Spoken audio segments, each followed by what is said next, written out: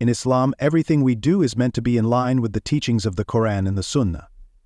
One of the topics that has sparked debate among Muslims is the celebration of birthdays. Many scholars believe that celebrating birthdays is haram, or even shirk, and here's why. No basis in Islam. In Islam, the teachings of the Quran and the Hadith are the primary sources of guidance for Muslims. These texts provide clear instructions on how to live a life that is pleasing to Allah. When it comes to the celebration of birthdays, there is no evidence in the Quran or Hadith that supports this practice. This is an important point because in Islam, if something is not mentioned in these primary sources, especially in terms of worship or religious practices, it is often considered impermissible. The Prophet Muhammad, peace be upon him, is the best example for Muslims to follow. His life, actions, and sayings are carefully preserved in the Hadith, which serves as a guide for Muslims in every aspect of life. The Prophet was known for his wisdom and deep understanding of what was beneficial for his followers. If celebrating birthdays were a good practice or encouraged in Islam, the Prophet would have surely done it, and his companions would have followed his example. However, there is no record of the Prophet Muhammad, peace be upon him, ever celebrating his own birthdays or the birthdays of his family and companions. This absence of any celebration of birthdays in the life of the Prophet Muhammad is significant. It suggests that birthdays are not an important or necessary part of Islamic practice. In fact, in Islam there are specific occasions that are meant to be celebrated, such as the two Eids, which are based on significant religious events and are observed with particular rituals and prayers. These celebrations are rooted in the teachings of the Prophet and have clear guidelines in the Quran and Hadith. In contrast, birthdays do not have any such religious significance in Islam. They are not linked to any religious events or acts of worship. Because Prophet Muhammad, peace be upon him, did not celebrate birthdays, many scholars argue that this is a sign that such celebrations should not be part of Islamic practice. In Islam, the actions of the Prophet are considered to be the best example for Muslims to follow.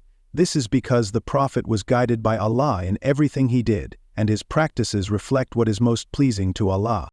Anything that was not practiced by the Prophet, especially in terms of worship or religious practices, is generally considered impermissible.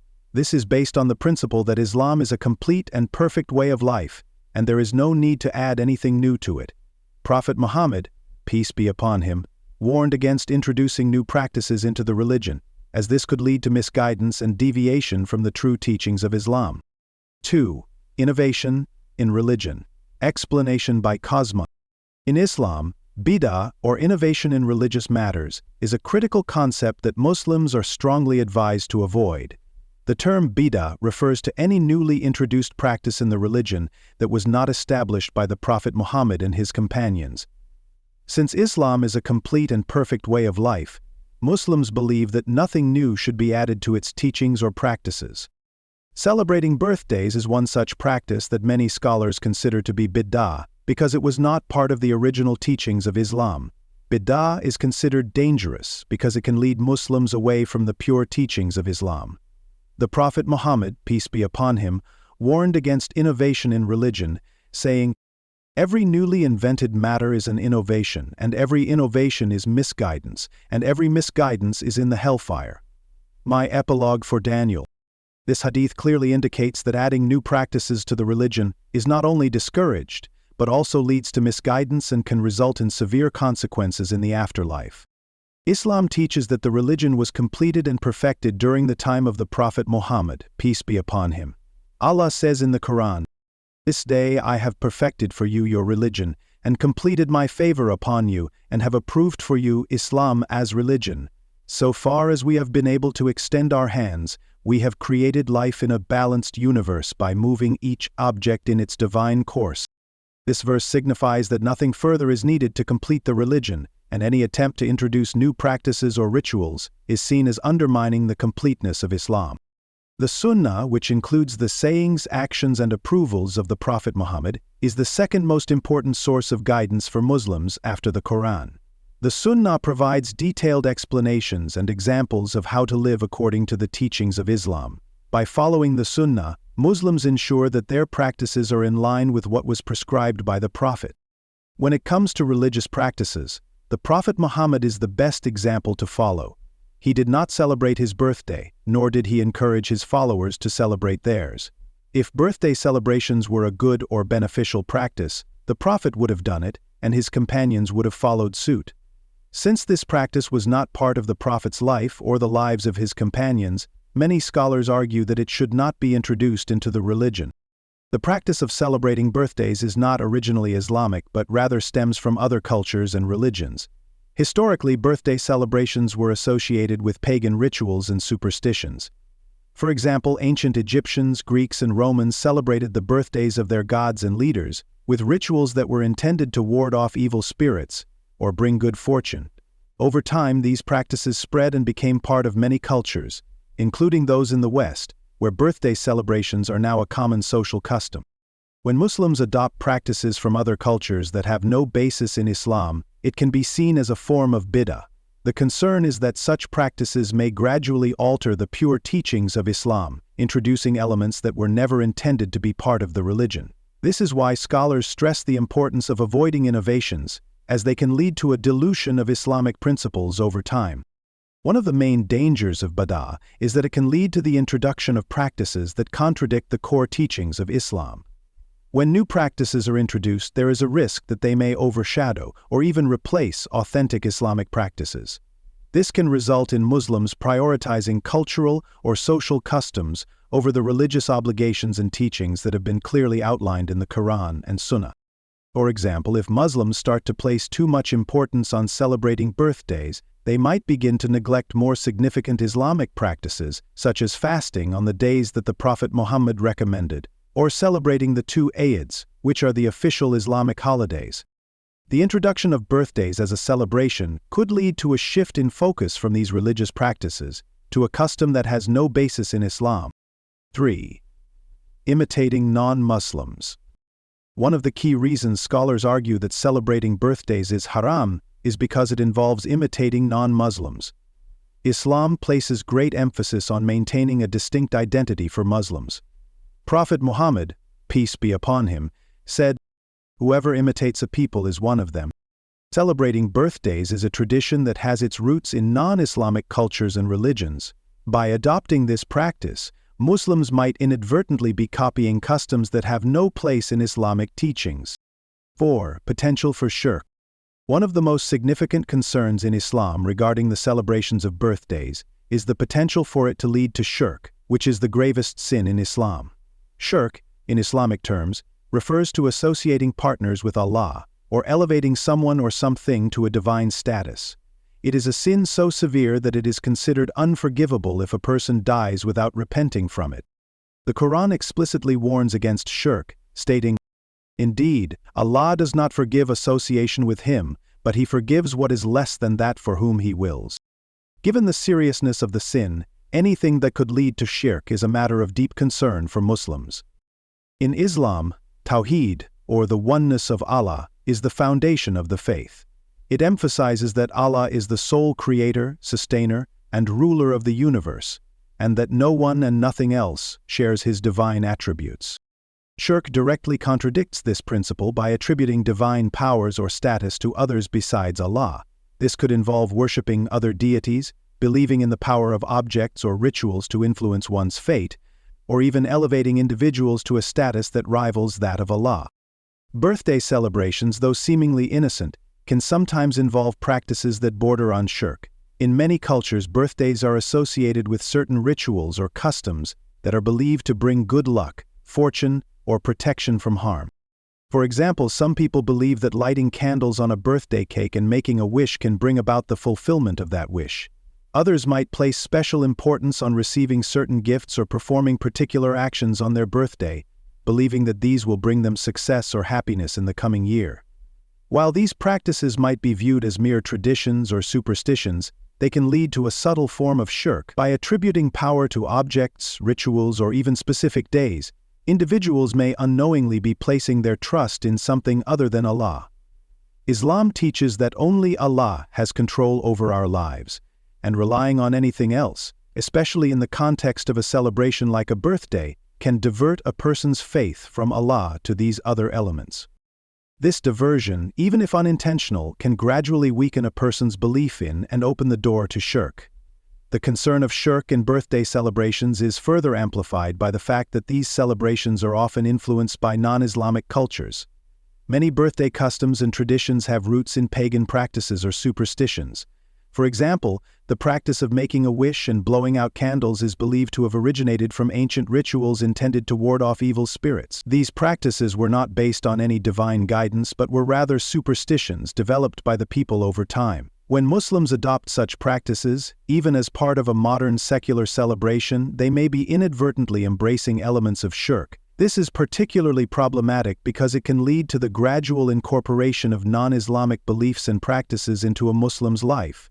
Over time, this can erode the purity of their faith and lead them away from the strict monotheism that Islam teaches. Islam emphasizes the importance of tawhid not just as a theological concept but as a guiding principle in everyday life. Muslims are encouraged to turn to Allah in all matters, big or small, and to avoid any form of reliance on things that could distract from their faith in Allah's power and control. This includes avoiding superstitions, rituals, or customs that suggest that anything other than Allah can influence their lives. And they consult in the context of birthdays. This means recognizing that no special day, ritual, or object has the power to change one's fate. Celebrations involving such beliefs or practices are not just harmless traditions, but can be spiritually harmful if they lead a person to place their trust in something other than Allah. This is why scholars caution against celebrating birthdays in a way that could open the door to shirk. Number 5. Waste of time and resources. Islam teaches Muslims to be mindful of how they spend their time and resources. Celebrating birthdays often involves spending money on parties, gifts, and other activities that may not have any real benefit. Islam encourages spending in the way of Allah, such as giving to charity, helping those in need, or supporting family members. Instead of spending money on a birthday celebration, a Muslim could use that money for a more meaningful purpose, like helping someone in need or contributing to a good cause. Number 6. Focus on dunya, worldly life. One of the concerns about celebrating birthdays in Islam is that these events often shift the focus towards the dunya, or worldly life, rather than the hereafter, which is the ultimate goal for every Muslim. The dunya refers to the temporary material aspect of our existence on earth, while the hereafter is the eternal life that begins after death. Islam teaches that while we live in this world, our true purpose is to worship Allah and prepare for the life to come. When the focus of our actions shifts too much towards worldly concerns, it can distract us from the primary goal. Islam emphasizes that life in this world is temporary and fleeting. The Quran reminds us of this in several verses, such as the life of this world is only the enjoyment of deception and adornment, and boasting to one another, and competition and increase of wealth, and children, and adornment, and boasting to one another, and competition and increase of wealth and children. These verses serve as a reminder that while we are in this world we should not become too attached to its pleasures, for they are not lasting. Birthdays, however, often center around celebrating worldly achievements such as growing older, acquiring gifts, or being the center of attention. These aspects of birthday celebrations can lead to an increased attachment to the dunya. When a person's focus is primarily on enjoying these temporary pleasures, it can detract from their awareness of the ultimate reality of the hereafter. Another issue with birthdays is that they can lead to self-glorification. Birthdays often involve the individual being celebrated as the focal point, receiving gifts, praise, and attention from others. This can lead to feelings of pride and a desire for recognition, which are contrary to the values of humility and modesty that Islam promotes. The Prophet Muhammad, peace be upon him, was known for his humility, and he taught Muslims to avoid seeking attention or elevating themselves above others. Islam teaches that all praise and glory belong to Allah alone. When individuals celebrate their birthdays and focus on their achievements or attributes, they may inadvertently be glorifying themselves, rather than acknowledging that all blessings and successes come from Allah.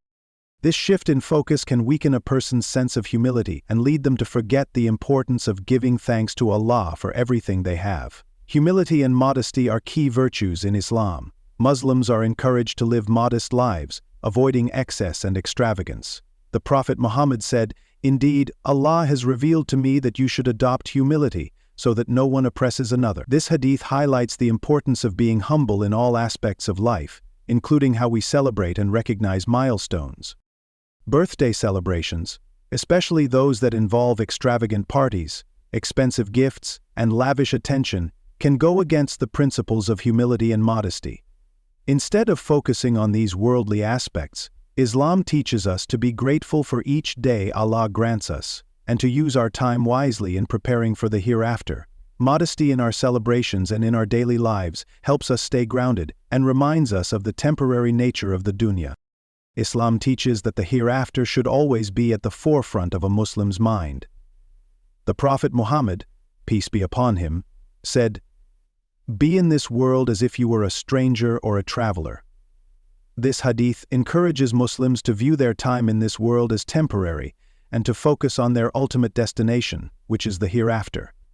When celebrations like birthdays draw too much attention to the dunya, they can distract from this goal. Instead of focusing on worldly achievements or personal milestones, Muslims are encouraged to reflect on their relationship with Allah and how they can improve their deeds in preparation for the hereafter. Rather than celebrating birthdays with a focus on themselves, Muslims can instead use the occasion to reflect on their past year, seek forgiveness for any shortcomings, and renew their commitment to living a life that pleases Allah.